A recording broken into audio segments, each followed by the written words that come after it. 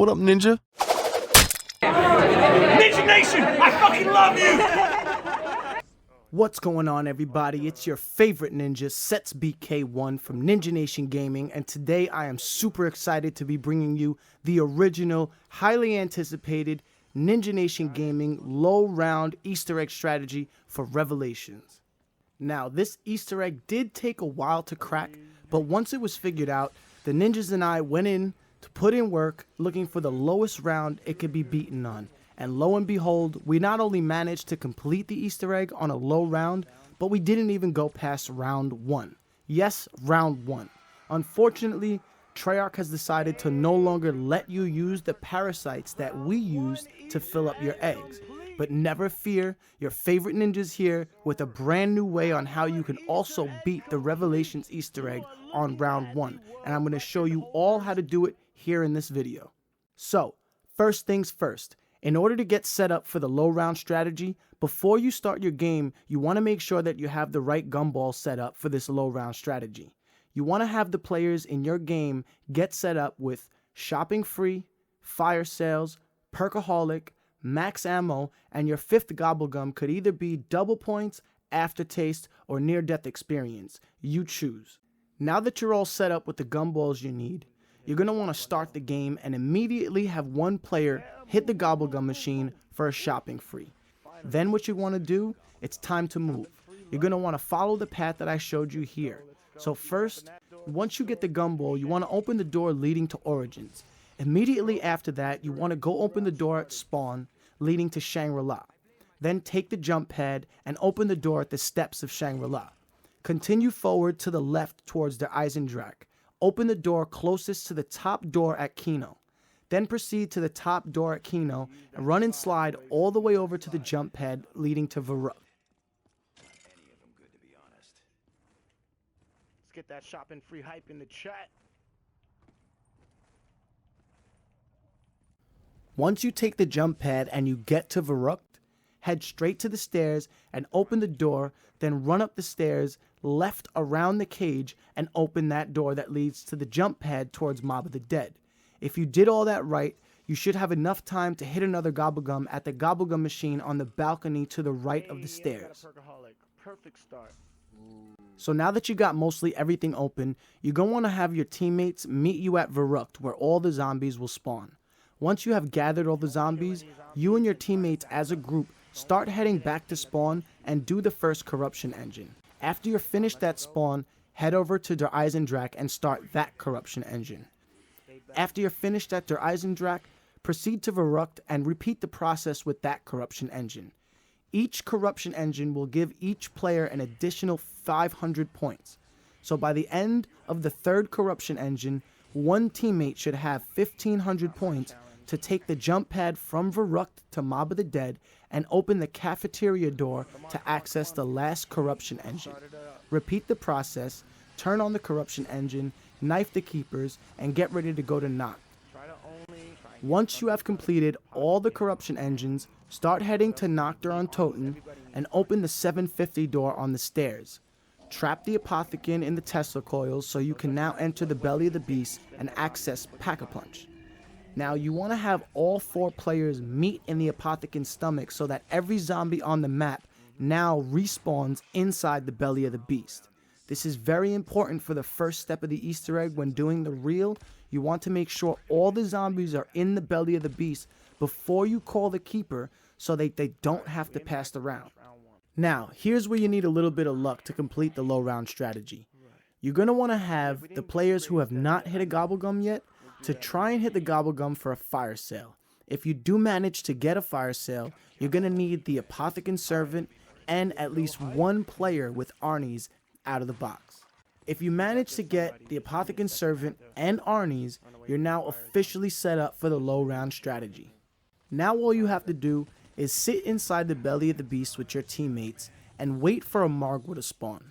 Once the Margwas spawns, have the player with the most points kill him so he has enough points to activate the Keeper Protector. Once you have enough to activate the Keeper Protector, you want to have all the players in your game meet up inside the belly of the beast. This way, all the zombies on the map will spawn inside the belly of the beast, leaving you zombie free on the map. So when you do the keeper protector, no zombies should be attacking the keeper.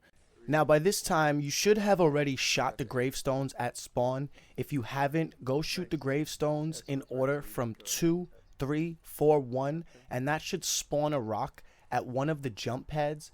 Usually it's at Mob of the Dead, Verrucht, or Shangri-La. It rarely ever spawns in any other location, so go check those first, and once you've located the rock, now you can go and call the keeper closest to that location. Make sure you use the jump pad that has the rock on it to land and leave the jump pad for a second. Then go back in it before it's charged to launch you again. If done correctly, the keeper should start doing his ritual for the first audio reel. So now that you have the first audio reel, you want to go play that in Knocked, and then you're on to step 2 of the main Easter egg, which is Little Arnie's time. You want to go back into the belly of the beast and start throwing your little Arnies in every one of the 9 holes that's inside the apothecary. Now here's where the strategy comes in.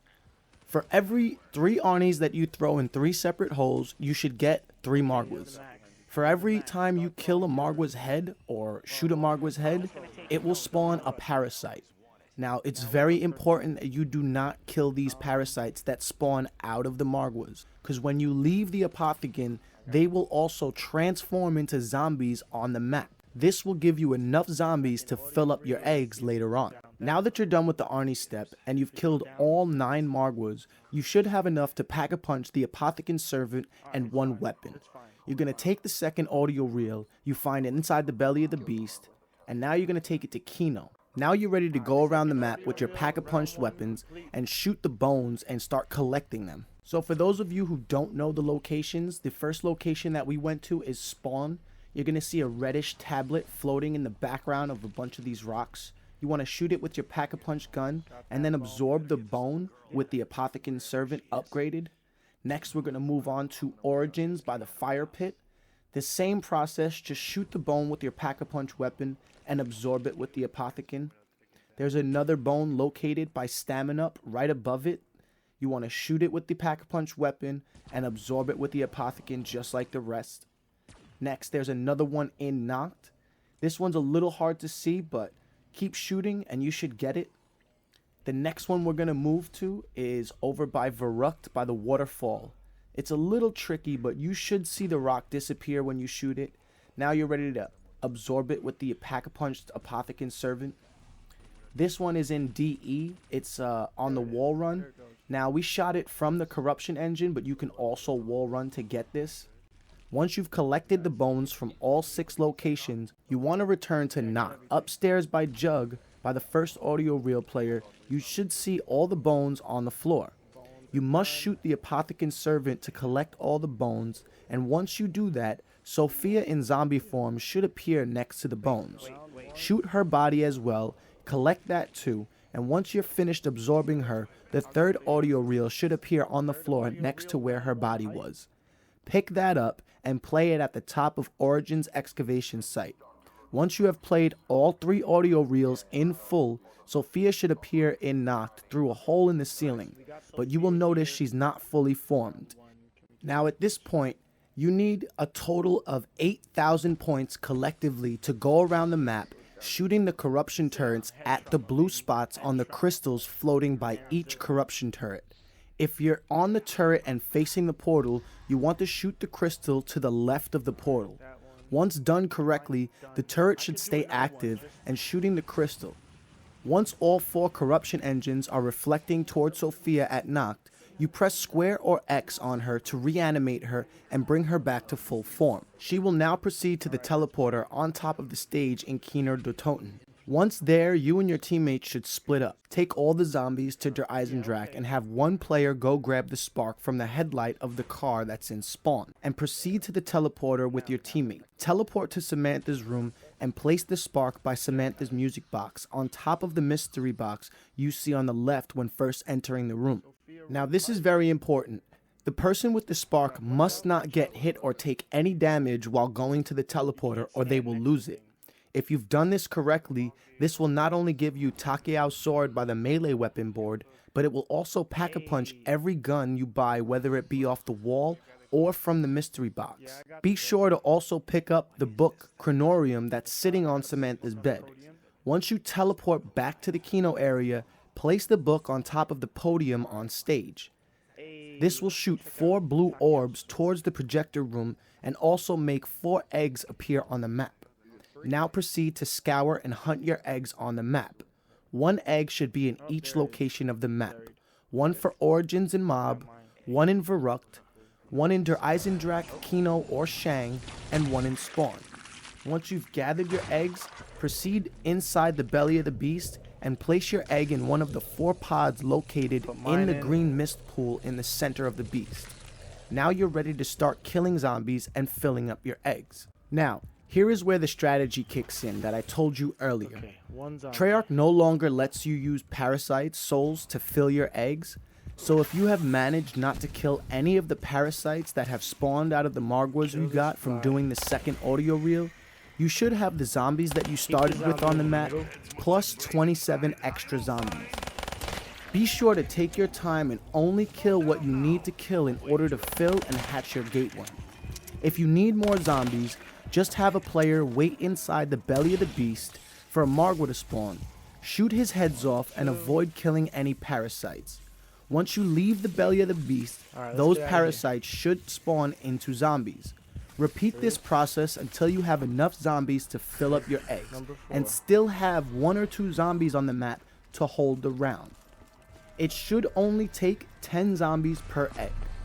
Once you have hatched your gateworms, proceed to the same locations where you found your eggs and listen for the sonar to beep. The louder and faster the beep, the closer you are. If your radar is going crazy, press square or X on the location it's loudest, and a gateworm should appear out of the wall with a symbol for you to pick up. Pick up the symbol and head to the projector room in Kino. Remember your symbol. We have found that if you stand on the symbol you pick up, you will 100% not hit a death barrier when teleporting to the boss fight. Now it's time for the boss fight. It's important that you remember the 4 symbols on the tablets that you picked up. They will show up in random order on the book once you press square on it. You must remember the order that the book shows you and enter them correctly on the opposite side of the book in the boss room. Once you have done the symbols correctly, this should start the 4 rounds of elemental Margwas. You must kill 2 Margwas to pass each round. Once you pass all 4 rounds, you will go to the middle and pick up the summoning key. Then you're going to teleport back to the map. Now you need to go around throwing the summoning key at all the old Easter egg related items on the map. The first one you see here is the radio in the chandelier located in Kino. You're going to throw the summoning key at it and wait for it to absorb. Then the next one you're going to throw it at is in Der Eisendrache.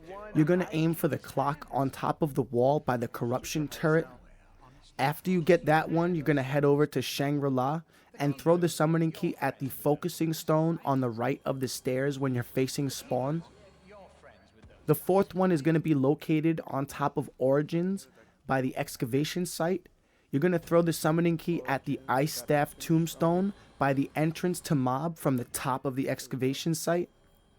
The 5th one is in Mob of the Dead. You need to throw it at the poster inside the open cell outside the playable area of the map. The 6th location is in Verrucht. You need to throw it at the turret on top of the fountain located to the right of the corruption turret. And the last one is in Nacht. You want to throw it at the red barrel outside one of the windows facing spawn. If done correctly, the summoning key should disappear and the teleporter in Kino will now be active again. Now all you have to do is go to the boss fight. Once you're in the boss fight, you need to charge the summoning key in one of the 4 green glowing post locations. It should take about 10 to 15 souls to fill up. Once it's charged, you'll hear an audio cue sort of like the Void Bow completion in Der Eisendrache. Now you take the summoning key and throw it at Sophia's transparent ghost body, which should be floating by where you entered the symbols. Once you throw it at her, she will shoot a laser and break the Shadow Man's shield. Now you gotta shoot the Shadow Man and keep shooting until you see him almost inside the beast's mouth. Once he's close enough, have one of your teammates go and hit square on the book. That will activate the laser, and if done correctly, Sophia will shoot one final blast to push the Shadow Man in the giant Apothecan's mouth. And you will see a white flash of light. And that's it. Your low round strategy Easter egg is now complete. I want to give a big shout out to my ninjas Ian, Detro909, Sandman, and Madara who helped me get the footage for this tutorial. And also a huge shout out to my ninja YoungTrips89 who was responsible for finding out that the parasites that spawn off of shooting Margwas heads turn into zombies when you leave the belly of the beast. Without you guys, this tutorial would not have been possible, so thank you. I hope the rest of you have enjoyed the video, and I hope you all find this strategy helpful. If you have enjoyed the video, be sure to hit that like button and subscribe for more amazing zombie content just like this. I'm your favorite ninja, C.E.T.S BK1 from NinjaNation Gaming, and I will see you all on the next video. Peace! What up, Ninja?